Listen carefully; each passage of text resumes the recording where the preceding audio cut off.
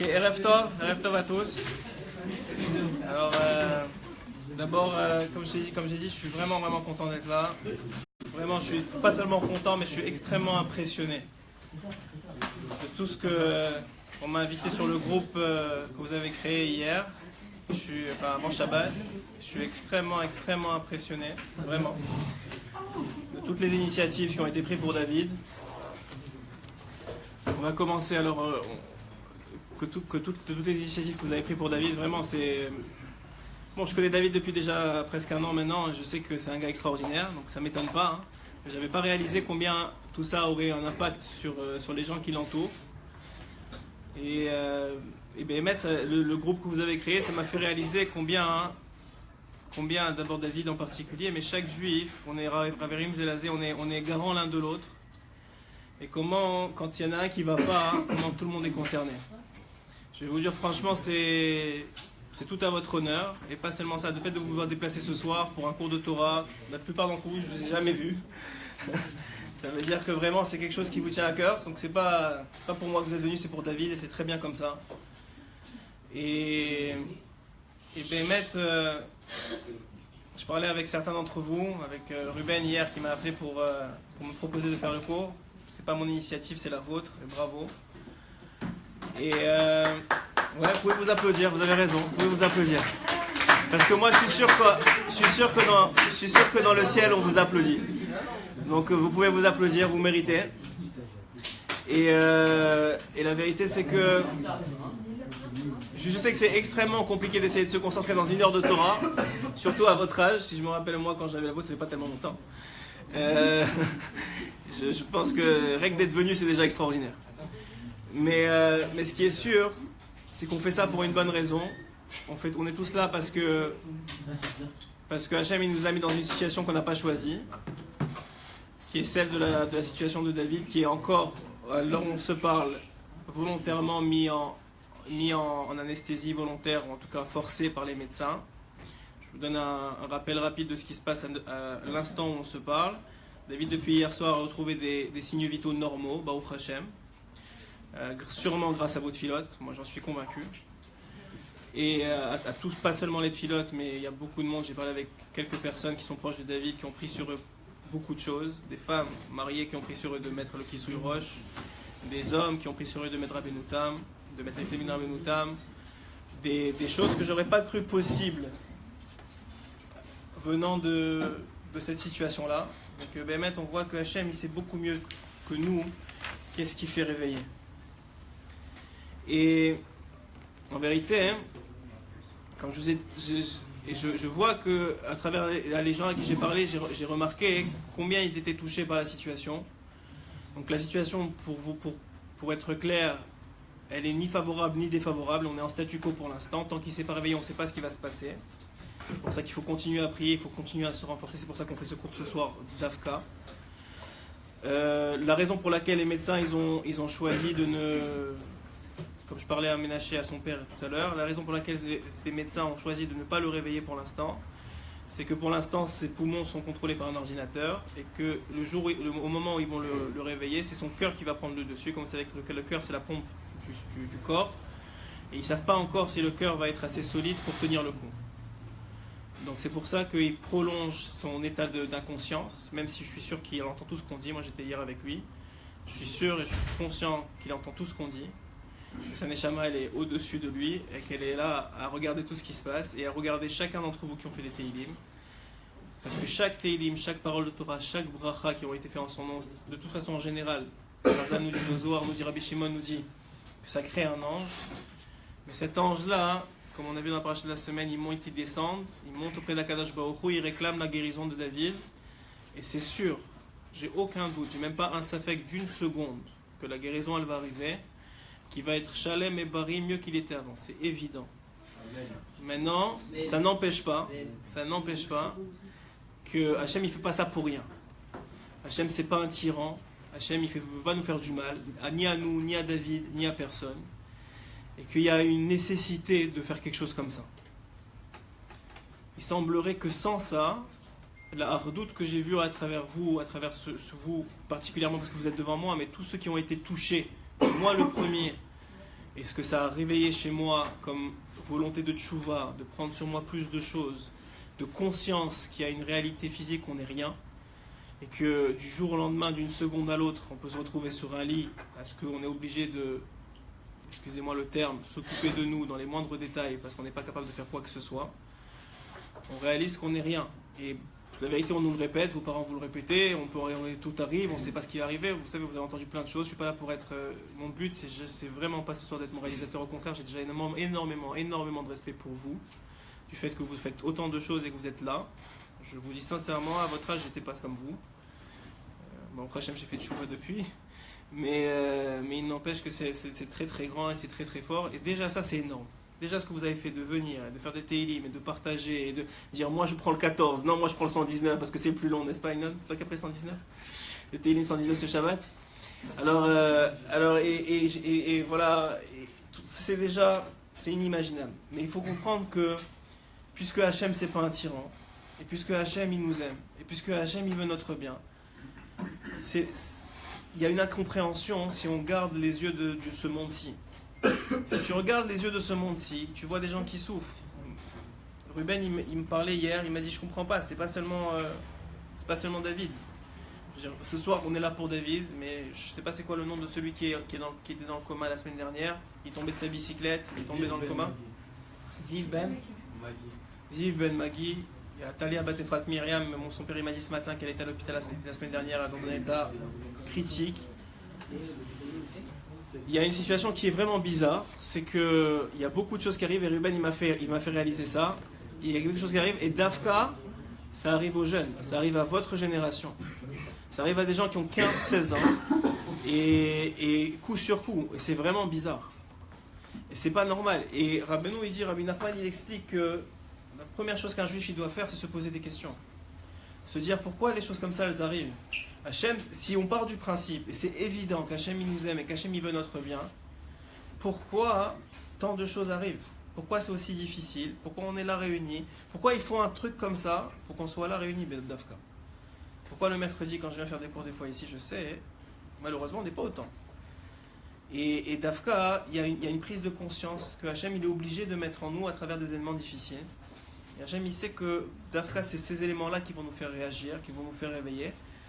Et pour ça, tout à l'heure j'ai dit, je sais pas qui a répondu, j'ai dit mais alors pourquoi ça? Moi j'ai l'impression personnellement de ma vision des choses que Hachem il aurait pu faire ça beaucoup plus simple pour David et il a fait traîner les choses, il est en train de faire traîner les choses, ça fait déjà 2 jours qu'il n'est pas réveillé et que les médecins volontairement ils le gardent dans un état de on ne sait pas ce qui se passe alors qu'on pourrait déjà depuis normalement après une opération, même si l'opération était très difficile et qu'elle a duré 10 heures et qu'il a eu beaucoup de perte de sang et qu'il a eu une hémorragie, etc. Mais il y a une volonté d'Hachem de faire traîner les choses. Et ma conviction profonde, c'est que ce fait qui fait traîner, je l'ai vu de mes propres yeux dans ces derniers jours, c'est que le fait de faire traîner les choses, ça fait prendre de plus en plus de personnes sont concernées par la situation, de plus de personnes prennent conscience de ce qui se passe, de plus en plus de personnes prennent sur eux des choses, même un télim, vous ne savez pas ce que ça vaut. Et pourquoi tout ça? Parce que Béhémet, celui qui est le plus malade d'entre nous, je vais vous donner un secret ce soir, c'est pas David, c'est nous. Celui qui est le plus malade dans une maladie, c'est pas celui qui est touché par la maladie, c'est les gens autour qui doivent réagir à celui qui est malade. Pourquoi? Dafka l'Agmara nous dit qu'une épreuve elle arrive chez un homme seulement s'il est capable de la surmonter. Si c'est arrivé chez David, et je le sais, c'est parce que lui, il a une neshama avec des forces extraordinaires. Et il me l'a montré déjà plusieurs fois avant même toute cette histoire-là. Et Béhémet, il a des forces qui sont en lui. Et c'est la raison pour laquelle il touche tellement de gens. C'est pour laquelle moi je crois je connais personne qui n'aime pas David. C'est quelqu'un qui est souriant, qui donne la joie de vivre. Moi je l'ai vu personnellement les quelques jours où on était ensemble à Ouman. Mais ça veut dire de façon générale, c'est quelqu'un que tu as envie de fréquenter, tu as envie d'être avec lui. Et c'est Dafka ces gens-là que Hachem y choisit. Pourquoi? Parce que c'est eux qui vont avoir le plus d'ondes de choc qui vont retomber sur les gens autour de lui. Si c'est quelqu'un que personne n'aime, bon, on va faire un petit télim par-ci par-là, mais bon, on n'est pas tellement concerné. Malheureusement, la nature humaine, elle est comme ça. Même si c'est aussi un juif, même si aussi on est garant les uns des autres, il y a le cœur qui rentre en jeu. Et avec David, c'est sûr que le cœur est rentré en jeu. En tout cas, moi je parle pour moi et je suis sûr que c'est vrai pour vous aussi. Et Dafka Hashem, il a besoin de ça. Pourquoi? Pas pour le guérir à lui, mais pour nous guérir à nous. C'est pour nous guérir à nous. Il faut comprendre que si vous êtes là, c'est pas pour lui. Vous croyez que vous avez fait quelque chose pour lui, mais en haut, il a choisi que chacun d'entre vous y soit là. Il faut savoir que les épreuves d'un homme, elles sont décidées déjà avant sa naissance, que David, il a déjà décidé ce qui lui arrive aujourd'hui. Avant sa naissance, il a signé chez Hachem, je suis d'accord que ça m'arrive. Tout ce qui lui arrive, toute la difficulté, les parents de David, ils ont choisi avant qu'ils soient venus dans ce monde, qu'ils vont avoir un enfant, que ça va être difficile à cette époque-là, et que tout va arriver bien à la fin, c'est sûr et certain, Bezrat Hachem, mais qu'ils allaient passer par cette épreuve-là. Chaque épreuve qu'un homme y passe, il a déjà signé dans le ciel, avant de descendre dans ce monde-ci, que cette épreuve-là, il l'a choisie, et parce que Hachem lui a montré clairement pourquoi il devait passer par cette épreuve-là, qu'est-ce que ça allait apporter à lui, mais surtout aux gens autour de lui. Je ne sais pas si vous avez l'occasion de lire le livre d'Anaël, qui est un livre d'une autiste qui a vécu il y a quelques années. Une autiste, c'est quelqu'un elle ne pouvait pas bouger, elle ne pouvait pas parler, elle ne pouvait pas communiquer.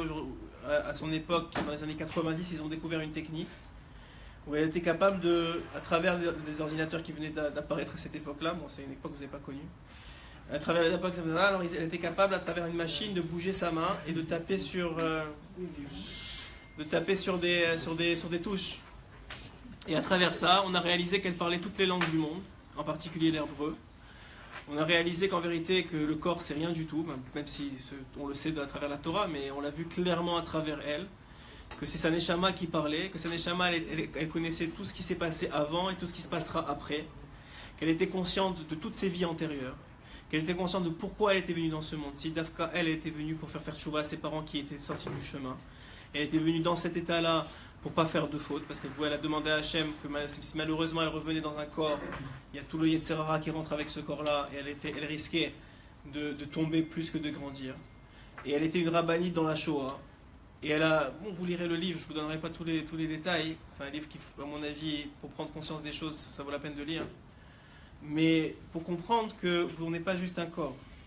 Et Dafka, dans votre âge à vous, le Yetzerara Ravenu, il dit, Rabbi Nachman, il dit que dans votre âge à vous, dans l'âge de l'adolescence, il y a une volonté profonde à partir entre 13 et 18, 19 ans. Bon, vous allez me dire, aujourd'hui l'adolescence, ça dure jusqu'à 30, 31 ans.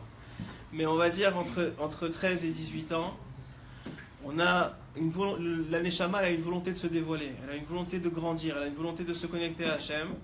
Et Dafka, à cette période-là, le corps, il prend le dessus. Vous allez avoir des hormones qui vont apparaître qui n'étaient pas là avant. Vous allez avoir des difficultés hormonales et physiques qui n'étaient pas là avant. Ça peut faire sourire les hommes et les filles, j'ai remarqué.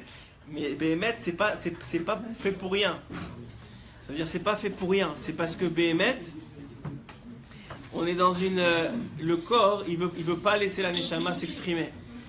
Il veut pas laisser votre Neshama s'exprimer. Et Hachem, il a besoin que votre Neshama s'exprime.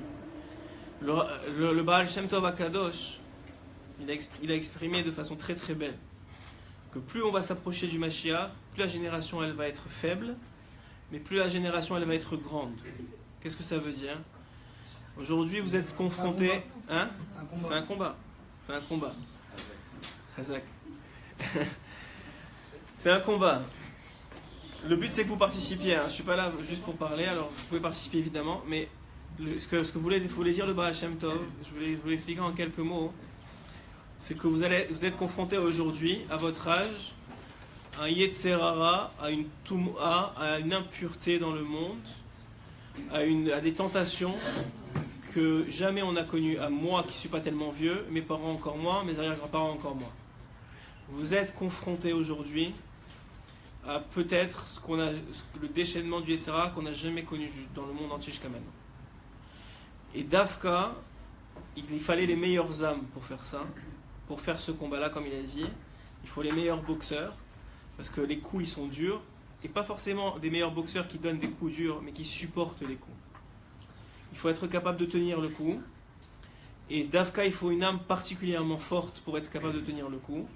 Et Dafka, le Baal Shem Tov, dit, plus on va descendre de génération, plus les âmes, elles vont être capables de prendre des coups et de supporter la Toum'a et la difficulté de ce monde. Et pourquoi? Parce qu'on sait que plus on s'approche, plus on approche du Mashiach, plus c'est le temps où il va y avoir un dévoilement clair et net de Dieu. Et c'est le jour où il se dévoile, le Yetzerara il n'a plus d'emprise. On fait la Shrita, nous dit la Gemara au Yetzerara. On est dans une situation où Béhémet, il n'aura plus d'emprise sur nous et il y aura une connexion parfaite, le Gan Eden dans ce monde-ci. Le Gan Eden dans ce monde-ci, ça va être quoi? Ça va être une connexion avec Hachem que vous n'avez jamais connue jusqu'à maintenant. Une connexion et un plaisir que vous n'avez jamais connu jusqu'à maintenant. La Gemara, elle dit, tu prends tous les plaisirs du monde, de tous les hommes qui ont existé dans le monde, tu les rassembles ensemble, c'est pas une minute de connexion avec Hachem ou Olam Haba. De plaisir de connexion avec Hachem ou Olam Haba.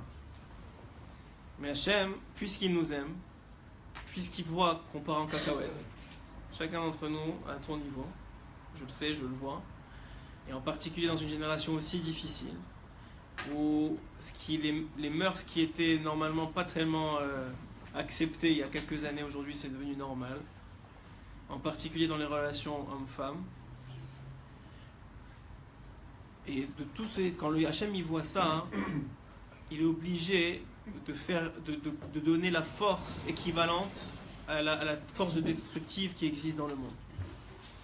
Vous avez vu dans la paracha de la semaine dernière que quand Abraham il est décédé, quand il a quitté ce monde, le même jour, Esav il a tué Nimrod. Et Chazal, les commentateurs, ils disent pourquoi c'est d'Afka le même jour que Esav il a tué Nimrod, que Abraham il est parti de ce monde. Parce que Hachem, il fait Zéléomadze, il fait Zekenegedze. Qu'est-ce que ça veut dire? Ça veut dire que Hachem, il met dans le monde, il faut toujours qu'il y ait un équilibre entre la force de Toum'a et la force de Gdusha. Il faut toujours qu'il y ait un équilibre entre la force d'impureté et la force de pureté. Tant et aussi longtemps que cet équilibre est maintenu, et il est maintenu par Hachem lui-même, alors le libre arbitre peut se tenir. Et on ne pourra pas dire dans le monde futur, c'était pas ma faute. Si tu as fait le bien, si vous avez fait des télim, si vous êtes renforcé, si vous avez avancé, c'est grâce à vous. Et si vous êtes tombé, c'est à cause de vous. Pourquoi? Parce que dans votre vie, malgré tout ce que vous pouvez dire, j'ai eu des parents comme ça, j'ai des amis comme ça, j'ai fait ça comme ça, tout, vraiment, de ce qui va vous être imputé dans le monde futur, il est entre vos mains. Il est entre vos mains et il faut y croire, il faut savoir que Hachem il vous donne les forces de combattre cette impureté énorme et on le voit. Sérieusement, c'est extraordinaire avec tout ce que vous avez à faire d'autre ce soir, d'être là. Je suis sûr qu'il y a un match de foot, le dimanche soir, il va y avoir un match de foot à la télé, je suis certain. Je suis sûr qu'il y avait des rencontres de filles ou un resto ou quelque chose à faire. Vous avez été touché par ce qui arrive à David, vous comprenez la valeur de la Torah, même si c'est un tout petit peu, vous comprenez la valeur de la Torah, la valeur de venir, que vous savez que ça va faire du bien, vous savez que c'est la seule façon que ça marche, vous savez que celui qui gère le monde c'est Hachem, et donc c'est à lui qu'il faut demander les choses. C'est incroyable. Sérieusement, à votre âge, moi je savais même pas ça. Je vous dis sérieusement, c'est vraiment comme ça. Et on voit que vous avez une force extraordinaire en vous, mais comme toute chose extraordinaire, il faut la dévoiler. Et pour dévoiler des choses extraordinaires, il faut, comme dans la Israël en entier, quand est-ce qu'on est unis, quand est-ce que ça va bien, quand on se fait attaquer, on se fait taper dessus. Pourquoi? Parce que Hachem il comprend que quand tout va bien, chacun il pense qu'à lui. Il est dans un inyan comme ça que de toute façon tout va bien. Mais quand c'est des périodes difficiles, c'est là où on voit la force de la personne. Quand elle est dans l'épreuve, c'est là où on voit que la personne elle a des capacités, elle a des couronnes. C'est pas quand il est sur la plage, il rigole, le gars il a l'impression d'avoir 3 tonnes de muscles, il a l'impression que c'est musclore. C'est quand il est sur le combat et que tu vois que Béhémet, est-ce que lui il se bat, est-ce que lui il tient, qu'est-ce que lui il supporte les coups? Parce qu'en vérité, Rabbi Rabbeinu, la force, elle n'est pas dans les muscles, elle n'est pas dans les mains. La force elle est dans la tête. Tu as raison, la force elle est dans la tête. Rabbi Nathan il dit la force elle est dans la tête. C'est tout dans la tête. Tout dans la tête, tout dans la tête. Et quelqu'un qui est capable de tenir bon, vous voyez à l'armée, il y a quelqu'un qui m'a dit, la semaine dernière, il m'a raconté un peu une histoire qui lui est arrivée dans l'armée. Et il m'a dit que, évidemment, il m'a dit que vous savez que dans l'armée, les préparations au combat sont beaucoup plus difficiles que le terrain lui-même. Parce qu'on veut te pousser au maximum de tes capacités, on veut voir que dans n'importe quelle situation, tu es capable de... Merci. Tu es capable de tenir bon. Alors évidemment, on te fait courir des kilomètres et des kilomètres. Alors, il m'a dit sa dernière épreuve, c'était de courir un sprint de 3 km. C'est ça sa dernière épreuve pour pouvoir être accepté dans le combat. Un sprint. Le gars, il devait faire en 7 minutes, je pense qu'il devait faire 3 km. C'est ça qu'il m'a dit. La première moitié de la course, il était en forme, il arrivait. Et à un moment, il pouvait plus. Il pouvait plus, il a commencé à vomir du sang. Et il pouvait plus, c'était plus fort que ses capacités. Et là, à ce moment-là, Dafka, les deux meilleurs du groupe, qui sont deux petits gringalets comme ça, tout minces, que eux, ils courent comme en fermant les yeux. Ils ont dit non, tu peux pas, ça fait un mois que tu te prépares, il faut que tu sois avec nous. Il y en a un qui l'a pris par devant, il y en a un qui l'a pris par derrière, il y en a un qui le poussait derrière, un qui le tirait devant. Et lui, il m'a dit je marchais comme un chien qui marche, tu sais, il sait même pas d'où il va. Et je savais pas ce qui se passait et je me suis retrouvé en ligne d'arrivée. Ça veut dire que quand on tombe et quand c'est difficile, comment on voit que la personne elle est forte, c'est Dafka quand il peut susciter chez les autres cette envie de l'aider, ça c'est une première chose. Mais comment on voit comment Hachem il juge les autres, c'est quand eux ils ont une hydro-éroute des matin, ils ont un réveil d'en bas, qu'en eux ils sentent la force d'aider l'autre. Et quand on voit ça dans une communauté, quand on voit ça dans une équipe, quand on voit ça chez des jeunes comme vous, ça prouve la grandeur des âmes que Hachem il a mis dans votre génération.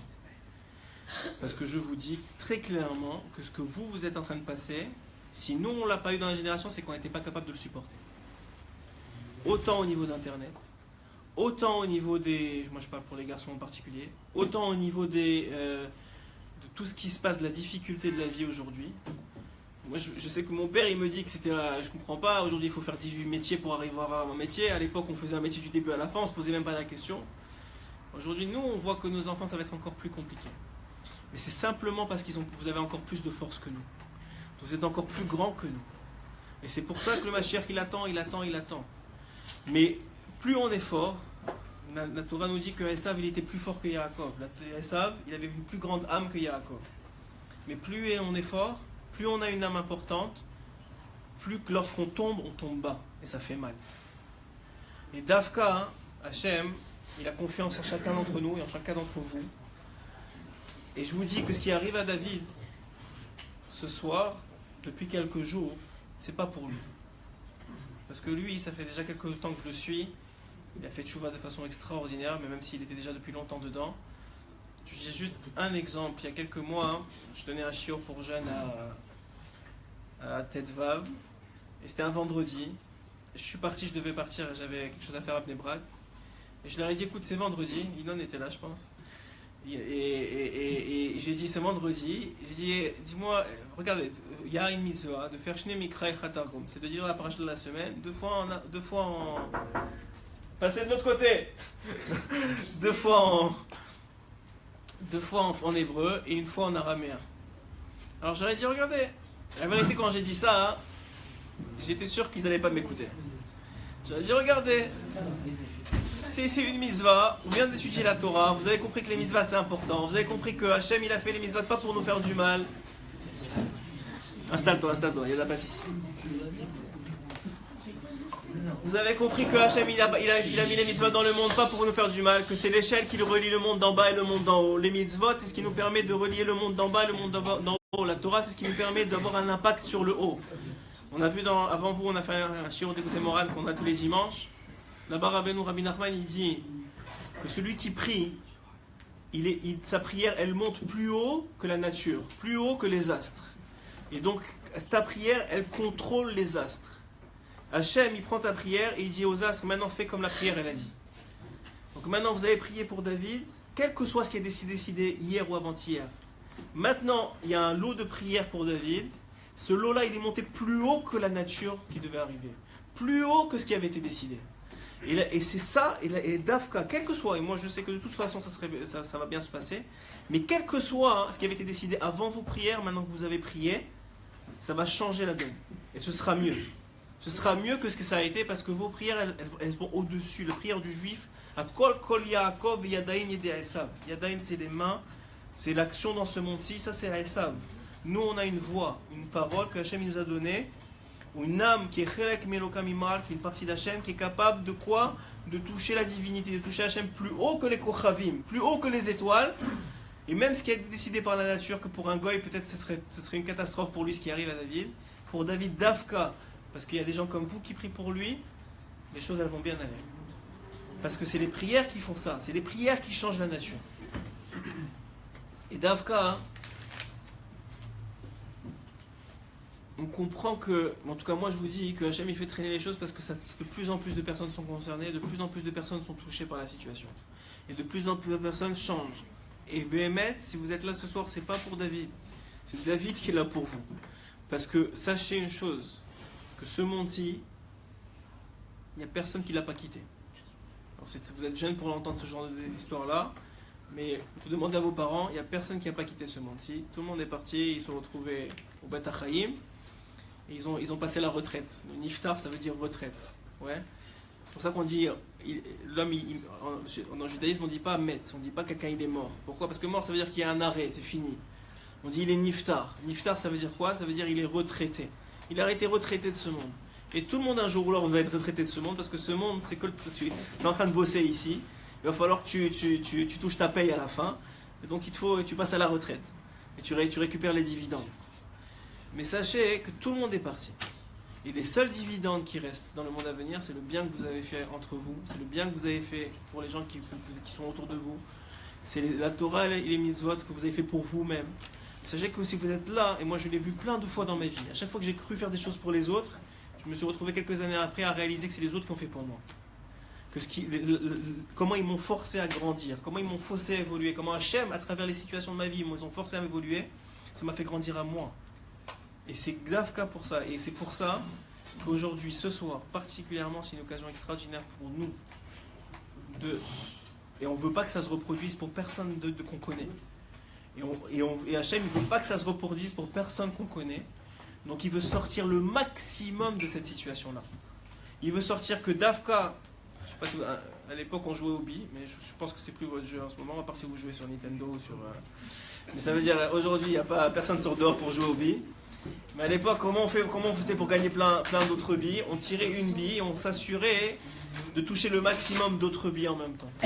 Hachem, il fait exactement ça avec chaque événement de notre vie. Il tire une balle et il essaie que le maximum de juifs soient touchés pour qu'il n'ait pas besoin de tirer d'autres balles, pour qu'il n'ait pas besoin de tirer d'autres billes. Donc si nous, on prend de ça le maximum de renforcement, et on se remet en question, et on comprend qu'on n'est rien, que de toute façon, à la fin du compte, on va tous rendre des comptes, que de toute façon, on va tous partir de ce monde, et qu'on est là seulement pour nous-mêmes. On est là seulement pour grandir, on est seulement pour faire du bien, on est là seulement pour être bon avec les autres, et qu'on va que gagner de ça. Alors celui qui comprend ça, il aura tout gagné. Je vais vous donner un exemple, ce qui est d'ailleurs rapporté, que j'adore, qui est rapporté dans le livre d'Anaël. Anaël, elle dit qu'elle a eu un rêve, et que dans ce rêve-là, elle a vu un tzaddik qui a demandé à l'ange Eliaou, à Eliaou Hanavi qui vient toutes les au Brit Milot, vous savez, Eliaou Hanavi vient au Brit Mila. Il a demandé à Eliaou Hanavi, il lui a dit je voudrais voir le Gan Eden et le Gehinam. Alors il lui a dit ok, je t'amène. Alors il a dit pourquoi tu veux commencer? Il a dit on va finir par le meilleur pour la fin, on va commencer par le Gehinam. Il a dit ok, il va là-bas, il voit une table avec plein de nourriture et il voit qu'ils sont tous attablés et ils sont tous en sang et en train de crier, en train de pleurer, ils ne comprennent pas. Évidemment c'est une image, c'est pas vraiment ça le Gehinam. Et alors il ne comprend pas, il demande à Eliaou Hanavi qu'est-ce qui se passe, pourquoi ils sont comme ça. Alors il lui dit attends, et qu'est-ce qu'il voit? Il voit que les fourchettes que Hachem il a données à ces gens-là dans le monde futur, elles sont très très très grandes. Et qu'à chaque fois qu'ils piquent dans de la nourriture, encore une fois c'est une image, parce qu'il n'y a pas de nourriture dans le Lamaba, à chaque fois qu'ils piquent dans la nourriture et qu'ils veulent se nourrir, la fourchette est tellement grande qu'ils n'arrivent pas à atteindre la bouche, et ils se piquent l'œil, ils se piquent le truc, et ils saignent. Il dit ok, j'en peux plus, sors-moi d'ici s'il te plaît, viens on va voir le Gan Eden. Il dit ok, il l'amène dans la chambre à côté, dans l'endroit à côté, et là il rentre dans le Gan Eden. Et qu'est-ce qu'il voit? Tout de suite il est pris d'une épouvante énorme, il a peur. Et il dit attends, mais je comprends pas, c'est la même scène que tout à l'heure. Il y a la même table avec des personnes assises et avec la même fourchette à leur table. Tu vas me refaire c'est ça le Gan Eden, c'est la même chose que le Gehinam. Et qu'est-ce qu'il a? Il dit attends, t'inquiète pas. Et qu'est-ce qu'il voit? Il voit que ces mêmes personnes avec les mêmes situations, avec la même nourriture, avec les mêmes fourchettes, ils prennent dans la nourriture et ils donnent à la personne en face de lui. Et lui, il mange de ce qu'il lui donne à lui, et l'autre, il mange de ce que l'autre, il lui donne. Et il n'y a personne qui crie, il n'y a personne qui pleure, il n'y a personne qui est en sang. Ça veut dire que notre Gan Eden, notre Gehinam, que notre monde futur, il n'est pas changé. Il changera seulement de qui vous avez amené au monde futur. De qui vous allez devenir à travers les épreuves de votre vie. Qui vous allez devenir, quel choix vous allez faire dans votre vie, c'est ça qui va déterminer votre éternité. Aujourd'hui, vous avez choisi d'être dans un cours de Torah. Sachez que pour l'éternité, ce cours-là, il va rester avec vous. Même si dans 15 ans, 20 ans, il y a quelqu'un qui est, je sais pas, il a fait un cours de Torah dans sa vie, dans 15 ans, 20 ans, il est en train de manger du porc, voilà Maba, ça reste avec lui. Et même au moment où il mange du porc, ce cours de Torah, il est avec lui. Rabbeinu, il dit, quand tu fais une mitzvah, elle est éternelle, et pas seulement qu'elle est éternelle, c'est pas qu'elle t'attend dans le Maba, elle est avec toi chaque jour. Et tu peux t'en rappeler, et de ça, tu peux te remémorer que tu es capable de faire du bien, et tu peux te renforcer. Dafka, parce que Hachem, il a dit, les mitzvot, quel que soit le mal que vous faites dans votre vie, jamais je vous les enlève. Par contre, les Averot, ça, let's go, on va les revendre à Ishmael. Dafka, il y a quelqu'un qui est parti voir un tzaddik. Et il lui a dit, et le tzaddik, il lui a dit, il a dit, il est pour une bracha, Stam, il n'avait rien de mal, il est parti voir le tzaddik. Il lui a dit au tzaddik, qu'est-ce que je peux faire pour m'améliorer, pour avancer. Alors il croyait qu'il allait lui dire prends sur toi telle mitzvah ou telle mitzvah, ce qui est sûr qu'il faut faire. Il lui a dit, ça c'est évident, il n'a pas besoin de lui dire ça. Il lui a dit, tu prends 20 000 shekels, et il lui a dit, le premier arabe que tu vois, tu lui donnes. Il lui a dit, quoi? Je vais me donner de mon argent. Il lui a dit, écoute-moi. Non, c'est pas, il y a du bon et du mauvais partout. On parle pas, il y a des gens qui sont des autres religions qui sont des gens très très tzadiqués. C'est sûrement pas ce genre de personnes-là que Hachem il a mis sur la route de cet homme-là. Mais en tout cas, il a choisi un rachat pour le mettre devant. Et à ce moment-là, qu'est-ce qu'il a fait? Il a dit, ok, moi je crois au tzadik, je crois à ce qu'il m'a dit, même ça va me coûter 20 000 shekels, le prix d'une voiture, pas mal belle voiture en plus. Alors, c'est pas grave, il va, le premier arabe qu'il trouve, il lui donne les 20 000 shekels. Il ne voit rien qui change dans sa vie. Alors, ça lui fait un peu mal. Il a dit, j'ai perdu 20 000 shekels, même s'il avait de la émouna, hein, il n'était pas tellement conscient que, bon, peut-être le tzadik s'est un peu trompé, peut-être c'est pas tellement vrai. Alors, il ne comprenait pas. À un moment, il apprend, Mina Shamaim, que cet arabe, il est malade. Alors, il va voir le tzadik, il lui dit, je peux comprendre, qu'est-ce qui s'est passé? Il dit, voilà. Toi, tu devais recevoir la machala. Maintenant, toi, tu es venu chez moi, tu as fait un acte de toi-même. Tu as fait quelque chose d'en bas. Tu as montré à Hachem que tu veux t'améliorer, tu veux faire quelque chose de mieux. Donc, tu ne méritais plus la machala. Mais il fallait faire plus que ça. Qu'est-ce que tu as fait? Tu as donné de l'argent à quelqu'un qui lui méritait de toute façon la machala. C'est pas qu'il ne méritait pas, il méritait. Mais en plus de la sienne, il a pris la tienne. Ça veut dire que Béhémet, vous ne comprenez pas que tout est géré dans chaque millimètre de notre vie. Que tout Hachem, il ne fait rien pour rien. Et qu'il est, il est là parce qu'il veut notre bien. Et notre bien, c'est quoi? De se rapprocher de lui. Je raconte une histoire. Il y a un très très grand rave aujourd'hui qui est le CEO, le cofondateur de Arachim. Je ne sais pas si vous connaissez Arachim. C'est une organisation israélienne de tchouva qui fait des milliers de personnes qui reviennent à la tchouva, en particulier chez les Israéliens de souche, qui les ramènent à la tchouva tous les jours à travers des shiurim, à travers des organisations, à travers des shabbatons. Et ça a commencé il y a une vingtaine d'années. Maintenant, écoutez bien parce que moi ça m'a fait froid dans le dos quand j'ai écouté cette histoire-là. Cet homme-là, tu croirais qu'il est né dans une famille super religieuse, qu'il a toujours cru dessus que c'était sa vocation. Eh bien pas du tout. Cet homme-là, il est né dans une famille, ce rave-là on peut dire aujourd'hui, dans une famille new-yorkaise, dans un quartier italien à New York. Il est tombé très vite dans la délinquance. Très vite il est tombé dans... c'est devenu c'était un pimp. Il est devenu très vite chef de la mafia. Et le gars, il faisait les 400 coups. Mais quand je vous dis les 400 coups, c'est les 400 coups. Et Baruch Hashem, il avait un grand-père qui avait fait la Shoah. Et depuis tout petit, malgré tout ce qui lui est arrivé, depuis tout petit, on lui racontait combien son grand-père il était sadique. C'est quoi l'exemple qu'on lui donnait? C'est que son grand-père, comment il est mort? Alors que c'est pas normal. Vous savez que normalement la Torah nous demande de se sacrifier, de sacrifier notre corps, parce que notre âme elle est éternelle, de sacrifier notre corps pour trois choses. Si on vous oblige à tuer quelqu'un d'autre, si on vous oblige à aller avec une femme qui n'est pas la vôtre, il vaut mieux mourir que faire ça, selon la Torah, parce que ça tue ta neshama. Et la troisième chose, Avodah Zara, Chazak. Il vaut mieux mourir, je savais que tu savais, c'est bien. Tu vois, c'est pour ça. Alors, il vaut mieux mourir que de se prosterner devant une idole et de dire que Hachem, c'est pas Hachem. C'est trois choses qu'il faut mourir. Maintenant, cet homme-là, aucune de ces trois choses on lui a demandé. Il était à la Shoah, il y a un SS qui est venu. Hachem, il a fait exprès qu'il s'attrape à lui. Et il lui a dit, regarde, maintenant, soit tu manges ce porc-là que je viens de t'amener, soit je te tue. Il a dit, tue-moi. Et il est mort comme ça dans la Shoah.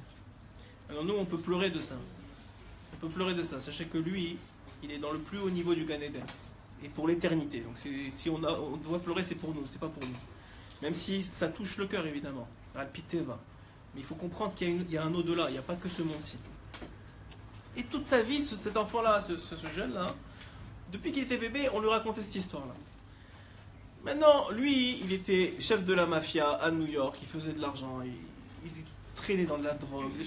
Il raconte lui-même des trucs de fou. Et du jour au lendemain, il est dans un meeting, un repas comme ça d'affaires, et on lui sert du porc. Et tout il faisait, mais du porc il ne voulait pas manger. Et le gars avec qui il faisait des affaires, qui était aussi de la mafia, il commence à se moquer de lui. Il dit quoi, tu manges pas du porc, mais tu tues des gens, si tu as besoin de manger du porc. Il commence à le truquer. Et ça l'a titillé jusqu'à qu'il s'est vraiment énervé avec lui. Et bon, il y a eu une histoire avec le gars de la mafia. C'est un peu mal tourné, mais il y a eu un réveil chez lui.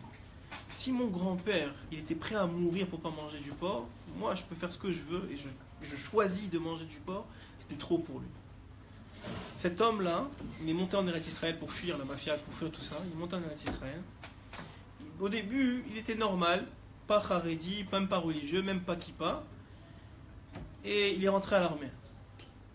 Je raconte ça, je prends un peu de temps parce que ça m'a donné énormément de réseau qu'à moi. Il est rentré à l'armée, cet homme-là. Qu'est-ce qu'il fait? Il rentre à l'armée, il a fait son armée, tout s'est bien passé. Et vous savez qu'à l'armée, il y a des milouim.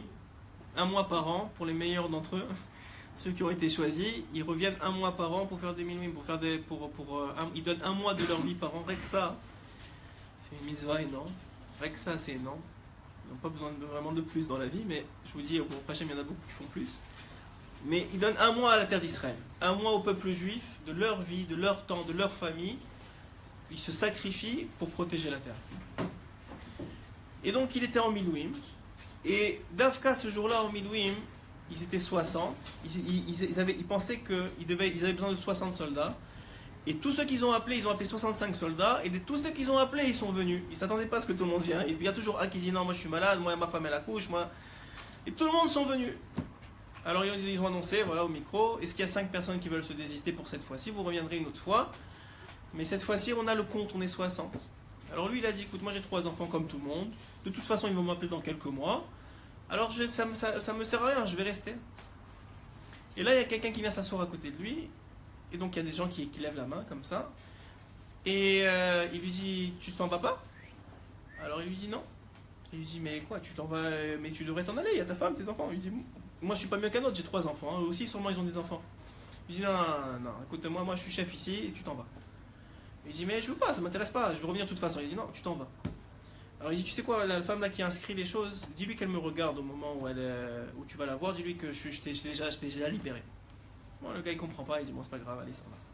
Il se lève, il va voir la madame qui inscrivait les noms, il dit, voilà, bon lui il m'a dit de partir. Elle regarde, il lui fait soi-disant un mouvement de la main, et il s'en va. Une semaine plus tard, cet homme-là, qui est donc ce rave-là aujourd'hui, il apprend que les terroristes sont rentrés dans la base et les 60 ils sont morts. Il comprend qu'il y a quelque chose d'en haut qui est venu le chercher. Il comprend qu'il a été sorti. Parce que quand Hachem il veut mettre une sentence en rigueur, il ne prend pas tellement de temps. Ça arrive et ça tape. Quand Hachem il fait traîner, sachez-le, c'est parce qu'il veut qu'on se réveille. C'est parce qu'il veut qu'on se réveille. c'est parce qu'il y a quelque chose d'autre à faire, quelque chose de plus, une fila en plus, quelque chose en plus à prendre. Sinon, il n'a pas besoin de faire traîner. Hachem, je vous dis, c'est pas un tyran, c'est quelque chose que vous devez garder toute votre vie dans la tête.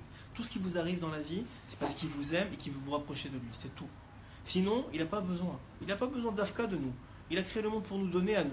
Donc c'est sûr que ce qu'il fait, c'est bien. Donc, déjà, quand tu pars sur cette base-là, tu commences à te poser des bonnes questions. Tu dis, pourquoi ça m'arrive? Qu'est-ce que je dois faire de plus? Qu'est-ce que je dois avancer? Comment je peux aider? Comment je peux avancer? Quand tu fais ça, sache que Hachem, il n'a pas besoin de t'envoyer des épreuves. Quand tu fais ça, en vérité, quand il t'envoie des épreuves, c'est plus pour toi, c'est pour les autres. Comme ça arrive à David. Et Bdavka, cet homme-là, à ce moment-là, il a dit, ok, c'est bon, j'arrête de faire n'importe quoi. Il a dit, à partir de maintenant, je fais tchouva. Il a fait tchouva, il a créé une organisation avec un ami à lui. Aujourd'hui, c'est l'organisation la plus grande en Eretz Israël, qui fait le maximum de tchouva en Eretz Israël. Hachem, il savait ça depuis le début. Il savait par quoi il devait passer. Quel neshama, quelle grande neshama ce gars-là il avait. Quel potentiel extraordinaire il avait. Et qu'est-ce qu'il fallait... Mazal tov. Qu'est-ce qu'il fallait comme force pour le dévoiler? Hein? Comment elle s'appelle? L'association des deux. L'association des deux? De quoi? Ah, il s'est associé avec son ami à lui. Ils ont dit, à partir de maintenant, on fait une organisation de Torah. Ils ont commencé par un rabbin qui faisait des cours de temps en temps. Et après ça, ils ont ramené Rav Zamir Cohen. Ils ont ramené plein de rabbanim. Plein de rabbanim. Aujourd'hui, c'est l'organisation la plus répandue en Israël. Et aujourd'hui, on voit Davka, c'est encore plus que ça. Aujourd'hui, Hachem, il a mis Internet. Aujourd'hui, avec un clic, vous faites partager à des milliers de personnes. Aujourd'hui, avec un clic, et la Torah, elle rentre dans les foyers. Même si, de la même façon qu'il a laissé pendant des années la télévision rentrer, sans qu'on ait dit oui, juste parce que maintenant, on est né avec une télévision devant nos yeux. De la même façon, aujourd'hui, il a mis Internet. Et c'est vrai qu'à Internet, il y a du mauvais. Il y a aussi énormément de bon. Et mettre quelqu'un qui clique aujourd'hui et qui fait partager, il ne sait même pas ce qu'il fait dans les yeux. Il ne sait pas qui à Tombouctou ou un truc qui parle français. Il a écouté un cours et maintenant ça y est, il a commencé à comprendre que c'est bien, qu'il faut qu'il se renforce, qu'il faut qu'il se rapproche. Il a sauvé grâce à ça son éternité.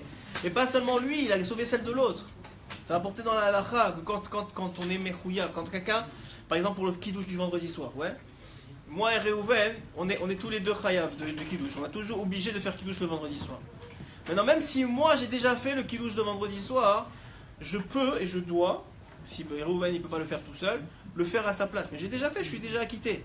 Et je vais dire maintenant un nom de Dieu. Comment je vais faire un nom de Dieu une deuxième fois alors que je suis déjà acquitté moi?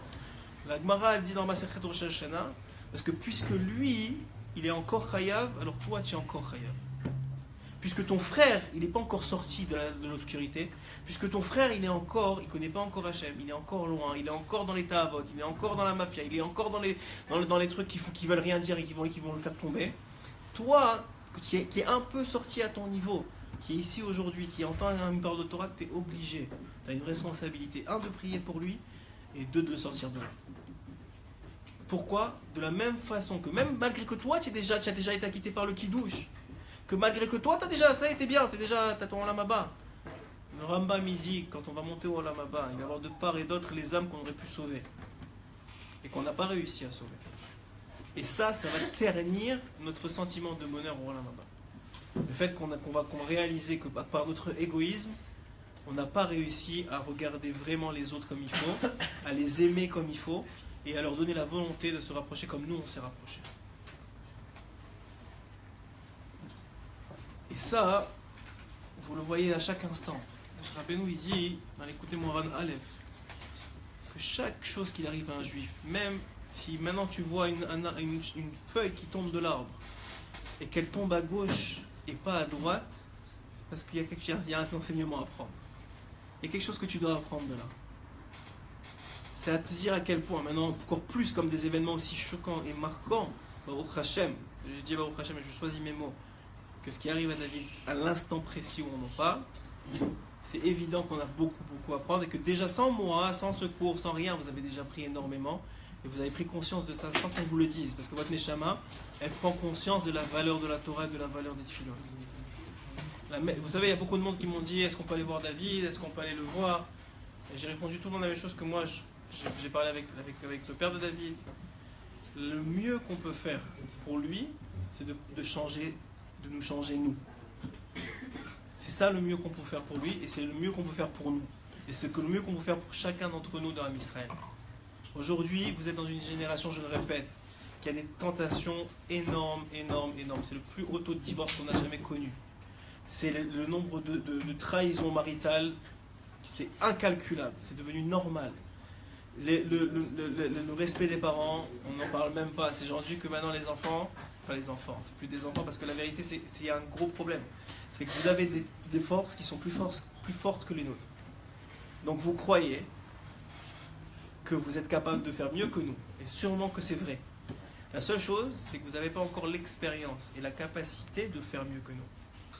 Donc ça veut dire que vous allez faire en fin de compte mieux que nous, mais si vous voulez faire tout de suite, en délaissant tout l'apport que peut vous donner les rabbinim, les parents, etc., vous allez vous planter que dans un mur.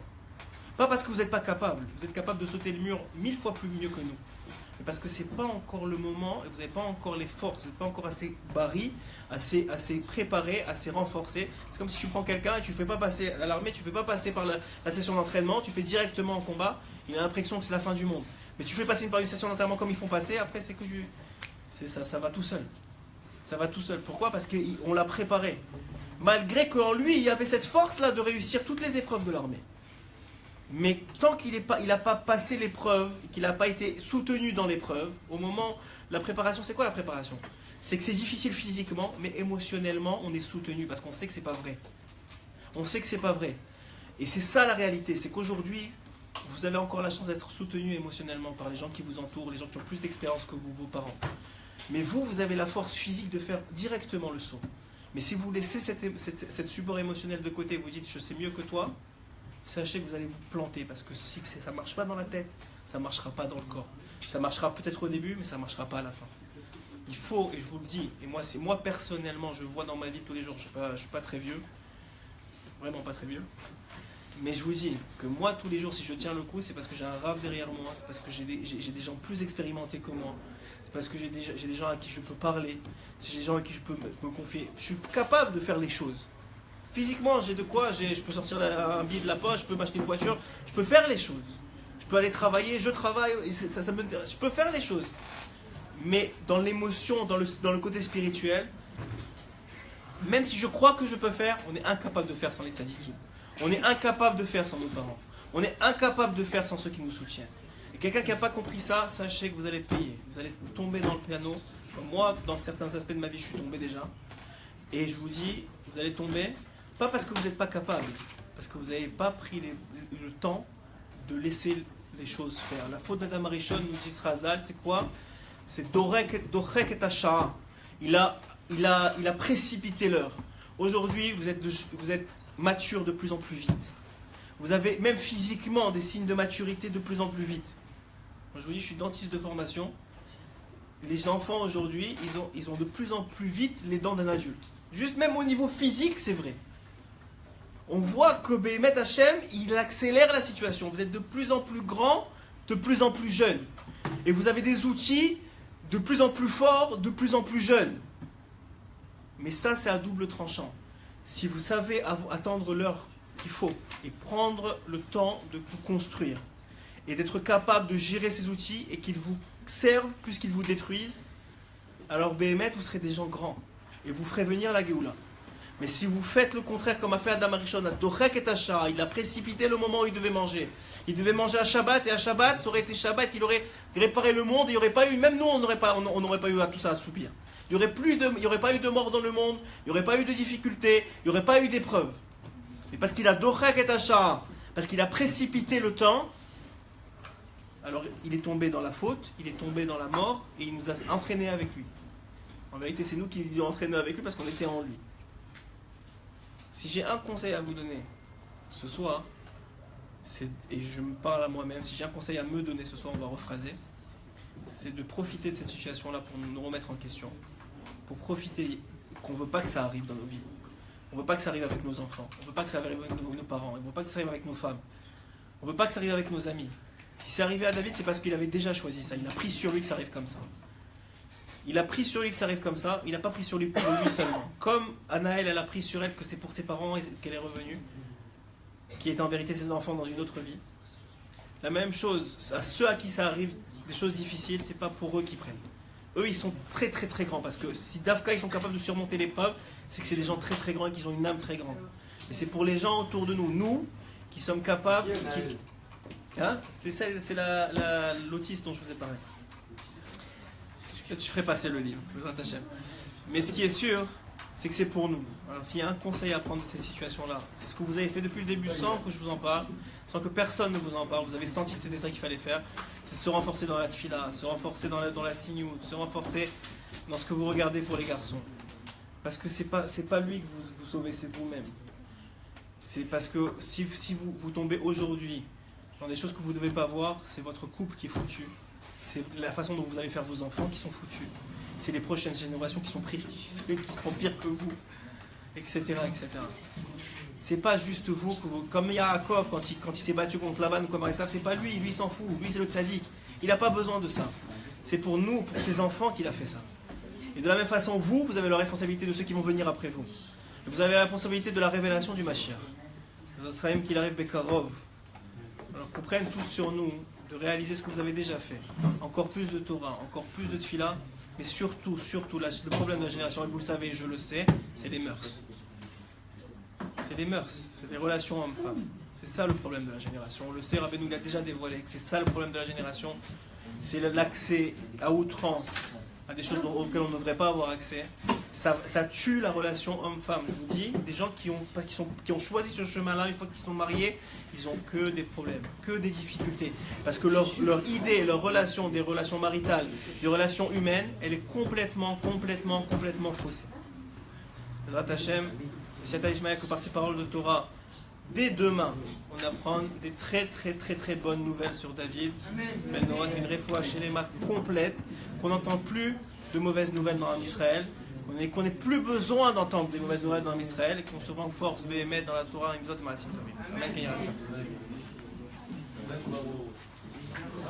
Bon, maintenant, attends, ça sert à rien d'appuyer. Maintenant, c'est la période des questions.